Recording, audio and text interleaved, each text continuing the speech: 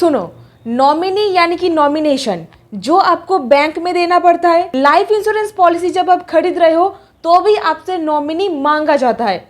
इस सिचुएशन पर नॉमिनी का अधिकार क्या होता है कि नॉमिनी को ही मृत्यु हो जाने के बाद सारा का सारा पैसा मिल जाएगा। नहीं, बैंक में और लाइफ इंश्योरेंस पॉलिसी में भारत का नॉमिनेशन कानून है ना, ये अलग अलग हो जाता है। और सवाल जब नॉमिनी का अधिकार क्या है, नॉमिनी का राइट्स क्या है, इसके ऊपर आता है ना, कानून दो तरीके से बढ़ जाता है। यानी कि बैंक में लागू होता है banking regulation act and banking companies nomination rules 1985। On the other hand, policy के केस में इंश्योरेंस एक्ट 1983 के साथ IRDAI जो गाइडलाइंस पास करते हैं, ये पर्टिकुलर डिपार्टमेंट भारत सरकार के मिनिस्ट्री ऑफ फिनेंस में आता है। तो भारत सरकार जो कानून बोलेगा वो आपको मानना पड़ेगा। अब नॉमिनी का अधिकार क्या है? बैंक में नॉमिनी का अधिकार सिर्फ और सिर्फ एक ट्रस्टी होता है। अब ट्रस्टी मतलब क्या? नॉमिनी सिर्फ और सिर्फ पैसा को होल्ड करके रखेगा, वो अपने काम पर इस्तेमाल नहीं कर पाएगा।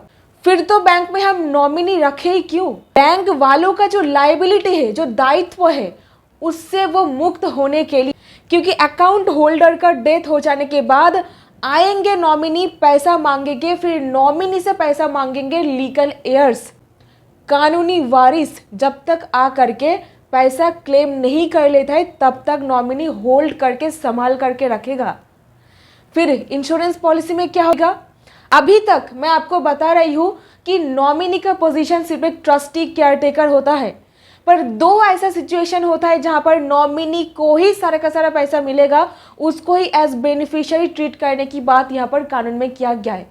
That is life insurance policy. LIC वाले किस तरीके से आप ठगाते हैं तो जान लीजिए। दो केस जरा नोट डाउन करके रखिए, क्योंकि ये जो कानून है at the end of the day यही आपको बचाएगा। Satwant Kaur Sandhu versus the new India assurance company limited 2009 का सुप्रीम कोर्ट जजमेंट है, और एक लेटेस्ट एकदम रिसेंट जजमेंट है जहां पर सुप्रीम कोर्ट के सारा का सारा लैंडमार्क जजमेंट्स को गिना दिया गया है। और ये ऑर्डर आगे चल करके भारत के इंश्योरेंस के हिस्ट्री में एक लैंडमार्क डिसीजन होने वाला है। That is life insurance corporation of India limited versus doctor Neelam Hetal Kumar Patel and others. तो सुप्रीम कोर्ट ऑफ इंडिया का जो लैंडमार्क जजमेंट है, इस केस में इसका सहारा लिया गया था। तो हुआ क्या था, डॉक्टर नीलम पटेल के हस्बैंड मिस्टर अनिल कुमार पटेल जी 9 इंश्योरेंस पॉलिसी लेके रखे थे। 9 इंश्योरेंस पॉलिसी में उनके वाइफ और उनके बच्चों को नॉमिनी बनाया गया था। अनिल जी के गुजरने के बाद पॉलिसी का क्लेम इंश्योरेंस कंपनी वालों के पास भेजा जाता है। कुल मिलाकर 47 लाख के आसपास रकम होता है, पर इंश्योरेंस कंपनी वाले बोले कि हम लोग इस क्लेम को रिजेक्ट कर देते हैं, नॉमिनी को एक पैसा भी नहीं मिलेगा, तो क्लेम को रिजेक्ट किया जाता है। रिजेक्ट करने का कारण क्या बताया गया था? कारण में ये दर्शाया गया था कि जो बीमारी के कारण इनका डेथ हुआ है और पॉलिसी लेने के वक्त जो बीमारी को छुपाने की कोशिश किया गया था, इसमें एक डायरेक्ट कनेक्शन है, तो इसीलिए हम लोग पॉलिसी रिजेक्ट करते हैं। यहीं पर आपको थोड़ा सा डिटेल बताऊंगी कि अनिल कुमार जी का डेथ हुआ था हार्ट अटैक के कारण, और पिछले 2 साल से ये मेजर डिप्रेशन से गुजर रहे थे। पॉलिसी लेने से 2 साल के अंदर अंदर इनका डेथ हो जाता है। तो यहीं पर कहा गया पॉलिसी लेने के पहले ये डिप्रेशन से गुजर रहे थे, इसको कभी भी डिस्क्लोज नहीं किया गया था। यही परिस्थिति को देखते हुए नीलम जी को जाना पड़ता है डिस्ट्रिक्ट कंज्यूमर फोरम के पास। वहां पर एक कंप्लेंट दर्ज किया जाता है कि मेरे पति का ये 9 जो इंश्योरेंस पॉलिसी का क्लेम है, इसको रिजेक्ट कर दिया गया है, ये रीजन बता करके। मटेरियल फैक्ट्स डिस्क्लोज ना करने की वजह से पॉलिसी का क्लेम रेप्यूडिएट हो गया है। ऐसे में डिस्ट्रिक्ट फोरम कह देते हैं कि पार्शियली क्लेम को अलाउ किया जाता है, यानी कि कुछ पैसा दिया जाएगा और बाकी का पैसा नहीं मिलेगा। तो LIC कॉर्पोरेशन वाले के अगेंस्ट डिसीजन चला जाता है। तो इस तरीके से डिस्ट्रिक्ट फोरम से जजमेंट आता है, फिर मैटर चला जाता है डिस्ट्रिक्ट से स्टेट के पास, और स्टेट से चला जाता है नेशनल लेवल पर। स्टेट कमिश्नर के पास जाकर के ये कहते हैं कि क्लेम रिजेक्ट करने का, रेप्यूडिएट करने का मेन कारण है पॉलिसी होल्डर को पहले से ही एक बीमारी था, ये लोग छुपा गए थे इस फैक्ट को। मटेरियल फैक्ट्स डिस्क्लोज ना करने की वजह से इंश्योरेंस पॉलिसी का जो क्लेम है उसको रिजेक्ट कर दिया जाता है। स्टेट कमीशन के पास तगड़ा आर्ग्यूमेंट पेश किया गया, तो यहीं पर बड़ा ध्यान से समझिएगा, क्योंकि यही दाव पैच आम जनता को समझ में नहीं आता है। आखिर में जाकर के फंसते ही आम जनता ही। तो देखिए, स्टेट कमीशन के पास कहा गया कि जो बीमारी यहाँ पर छुपाया गया है दैट इज डिप्रेशन, और जो बीमारी के कारण इनका डेथ हो गया है दैट इज हार्ट अटैक। तो वो लोग ये एक कनेक्शन साबित करने की कोशिश कर रहे थे कि ये जो दो बीमारी है कि डिप्रेस्ड होने के कारण ही उनको हार्ट अटैक आया और इसके चलते ही अनिल जी का डेथ हो गया, जबकि ऐसा कुछ भी नहीं था, क्योंकि इस केस में डिप्रेशन के चलते अनिल जी का डेथ नहीं हुआ था।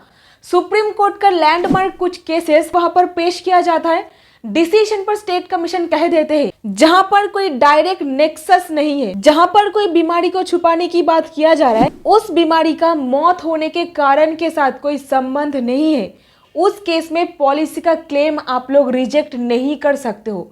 नॉमिनी का वहां पर एब्सोल्यूट हक बनता है पैसा क्लेम करने का।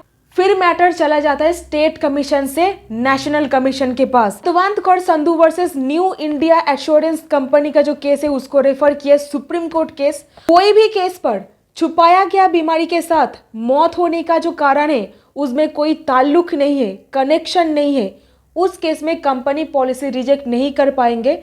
और अगर कोई कंपनी इस तरीके से रिजेक्ट करता है वो एब्सोल्युटली इलीगल हो जाएगा। 47.90 लाख रुपीस का ये जो क्लेम है नीलम जी को इमीडिएटली हैंड ओवर किया जाए। ये जजमेंट का सहारा आप लोग ले सकते हो।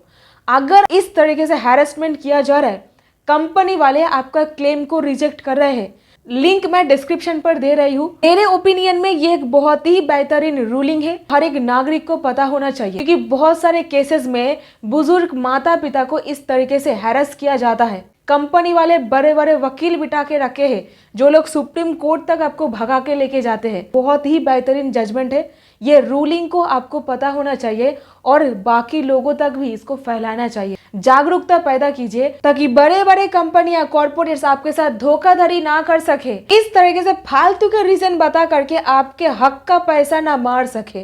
तो जरूर इस अवेयरनेस को अपने अंदर लाइए। यहीं पर जरा जान के रखिए section 39 clause 7 of insurance amendment act 2015।